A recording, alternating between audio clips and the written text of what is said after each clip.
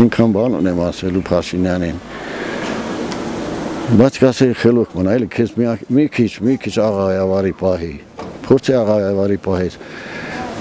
Մեկ էլ խոստումներդ կատարի։ Այդքան բան, խոստումներդ կատարի, մի խափի։ Ասեի ապուշես հիմարես թող ռադդ քաշ։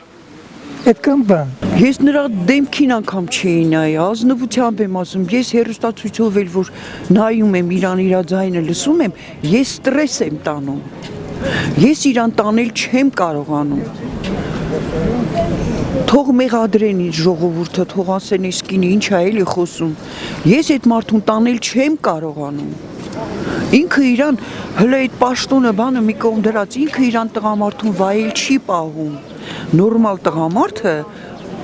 նման բաներ չի անում։ Հիմա էլ բարձանում ակվարծի ռաների դռներն ա ծեծում։ Դու ինչ գործ ունես այդ դռները ծեծում ես, շրխկացրեց դեմքին։ Ինչքան ամոթ ա։ Ես չեմ պատկերացնում։ Հեչ այդ մարդու պետքն էլ չի։ Ասեմ Փաշինյան ջան, դու քո առաջ հետ ես իրան հարցը կտամ, դու քո սխալները զգում ես։